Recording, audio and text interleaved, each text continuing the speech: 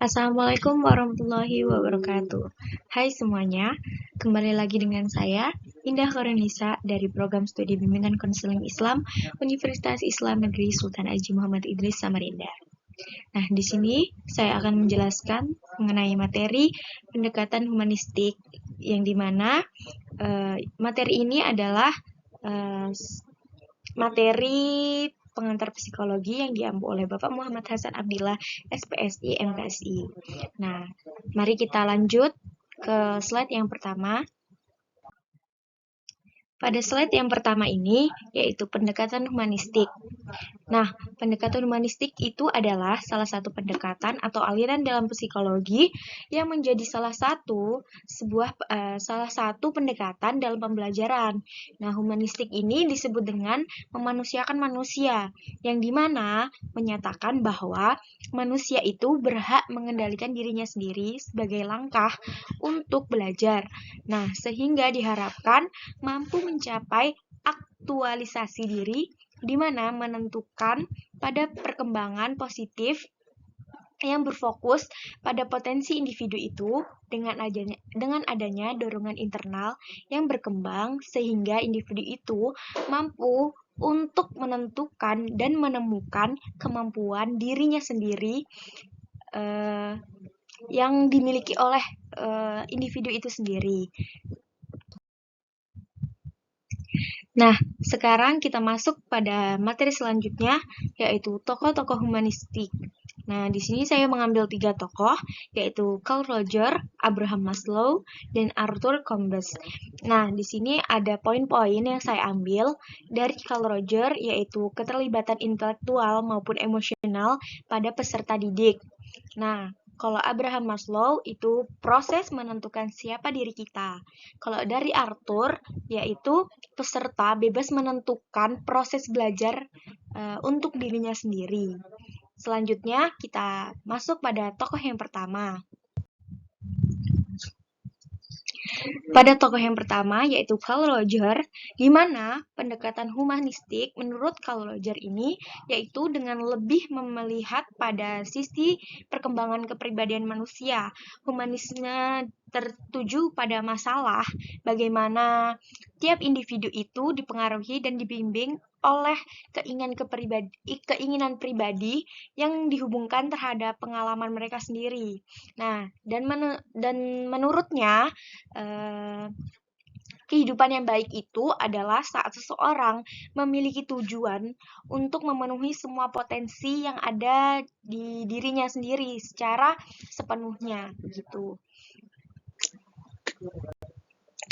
Nah, di mana seperti yang saya jelaskan tadi, keinginan di semua itu dihubungkan terhadap pengalaman mereka.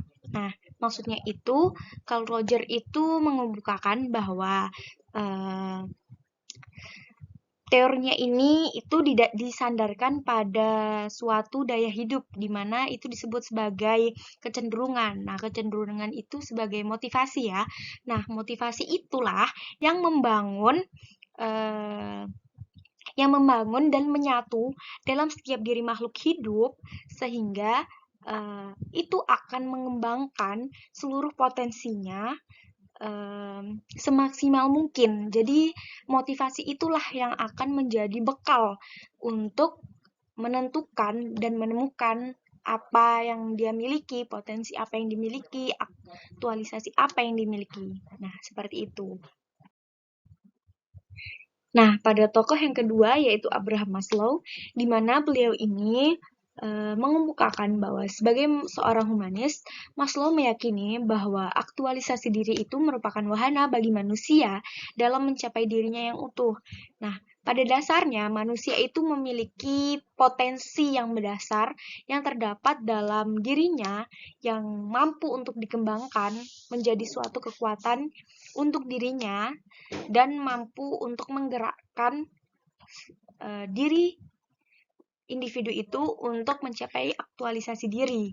Nah, Abraham itu juga mengemukakan bahwa manusia itu memiliki hierarki kebutuhan manusia yang perlu dicapai secara bertahap dan integrasi. Nah, di sini teori hierarki itu ada 5. Yang pertama itu ada fisiologis, di mana itu adalah kebutuhan makan, minum, tidur, pakaian, dan lain-lain. Yang kedua itu ada rasa aman. Nah, di mana dia membutuhkan rasa keamanan, terus rasa tentram, rasa keteraturan, begitu. Nah, yang ketiga yaitu adalah sosial, di mana ada afeksi, relasi, keluarga, kerabat, lingkungannya seperti itu. Nah, yang keempat yaitu penghargaan, di mana adanya pencapaian, status, tanggung jawab, reputasi, dan lainnya. Nah, yang kelima yaitu yang teratas yaitu adalah aktualisasi diri, di mana itu adalah pengembangan diri, pemenuhan ideologis, dan lain-lain. Nah, seperti itu. Nah, di sini dapat disimpulkan bahwa menurut Maslow yaitu teori belajar humanistik adalah pembelajaran yang harus tergerak dari manusianya yang mampu memahami serta menerima dirinya sendiri berdasar kebutuhannya. Nah, jadi semua itu tergantung pada kebutuhan manusia itu, individu itu untuk menggerakkan niat atau menggerakkan dirinya untuk mencapai aktualisasi dirinya sendiri, seperti itu. Nah, masuk pada tokoh yang ketiga. Pada tokoh yang ketiga ini, yaitu Arthur Combs. Nah, beliau ini menyatakan bahwa belajar bukan hanya tentang bagaimana menghafal materi, terus namun lebih dari itu, belajar itu adalah bagaimana seseorang bebas mencari cara mereka sendiri dan bebas melewati mana saja untuk belajar itu selama hal itu dilakukan membawa dampak yang baik, membawa hasil yang baik pada dirinya. Nah, bagi seorang pengajar pun tidak bisa menentukan terkait proses belajar pada setiap murid karena mereka lah murid itulah sendiri yang dapat memilih menentukan proses belajarnya sendiri. Nah, di sini maksudnya itu murid itu memiliki hak atau dibebaskan untuk mendapatkan ilmu dengan caranya sendiri, dimanapun, karena ilmu itu banyak ya, nggak cuman mesti di sekolah atau dimanapun. Jadi kayak murid itu dibebaskan untuk mencari ilmu, mencari pembelajaran itu dari mana saja, dan apa yang mau dipelajari selama hal-hal yang dipelajarinya itu memberikan dampak yang baik pada dirinya, menjadikan hasil yang baik pada dirinya. Nah, itu sangat diperbolehkan menurut Arthur Combs ini. Nah, selanjutnya yaitu penerapan pendekatan humanistik dalam proses pembelajaran. Nah, yang saya ambil ini adalah dalam proses pembelajaran. Nah, di mana seorang guru itu mampu menciptakan suasana belajar yang menarik, asik, juga serta aman. Nah, sehingga menciptakan hubungan yang baik antara murid dan guru. Terus membangun kepercayaan gitu antara siswa dan guru, serta lingkungannya juga, dan membantu siswa dengan memberikan pengaruh dalam pembelajaran, menjadikan siswa itu tanggap dalam pembelajaran dan mampu untuk mengerti terhadap diri mereka sendiri. Nah, jadi itu di sini itu yang saya ambil itu contohnya yaitu dalam lingkup pembelajaran. Nah, di mana itu guru itu sangat penting, berperan penting karena beliau yang mengontrol murid-murid di dalam kelas. Jadi guru itu harus memberikan dampak yang baik atau proses yang baik terhadap murid-murid sehingga murid-murid itu mampu memberikan feedback atau memberikan apa ya, memberikan kembali kepada guru itu dengan baik. Jadi proses belajar itu berjalan dengan sangat lancar.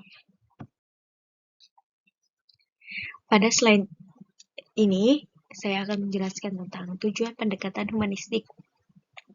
Pendekatan humanistik ini memiliki tujuan yang sangat jelas, yaitu bertujuan menjadikan seseorang yang lebih manusiawi dengan harapan agar bisa menjadi lebih peka terhadap lingkungannya, terus dapat memahami diri sendiri untuk mampu meraih aktualisasi diri. Nah, pendekatan pembelajaran humanistik ini memandang manusia itu sebagai subjek yang bebas untuk menentukan arah hidupnya, di mana manusia itu bertanggung jawab atas dirinya sendiri, atas hidupnya sendiri. Nah, juga teori belajar yang humanistik ini memiliki tujuan belajar untuk memanusiakan manusia. Pendekatan pembelajaran humanistik ini menjadikan setiap individu itu dapat mengembangkan pemikiran mereka dan mampu menganalisis apa yang baik dan apa yang tidak baik untuk diri mereka dan untuk proses pembelajaran bagi mereka. Seperti itu. Sekarang kita membahas tentang kelebihan pendekatan humanistik. Nah, di sini saya mengambil ada 4 kelebihan, yaitu ada meningkatkan minat belajar individu, yang kedua membantu membentuk kepribadian, perubahan sikap ke arah yang positif dan hati nurani. Yang ketiga yaitu membantu meningkatkan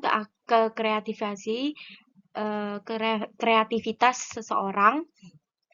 Yang keempat yaitu membentuk pola pikir yang cerdas dan luas serta sikap yang baik.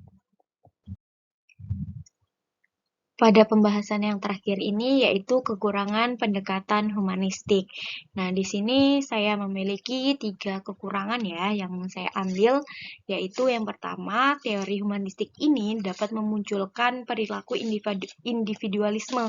Ya, karena mungkin ada sikap kebebasan yang dimiliki setiap individu itu sehingga individu itu lebih mementingkan dirinya sendiri. Jadi ada sifat individualisme yang terjadi karena adanya teori humanistik ini. Terus yang kedua, apabila tidak ada kesungguhan dari murid untuk belajar, maka proses belajar pun tidak bisa dianggap gagal ya. Seperti itu. Jadi kalau tidak ada keminatan dari murid untuk melakukan pembelajaran, itu akan bisa disebut sebagai kegagalan bagi teori humanistik ini. Terus yang ketiga, ada tenaga pengajar sebagai fasilitator menjadi minim peran. Jadi karena sebelumnya itu kan disebutkan bahwa guru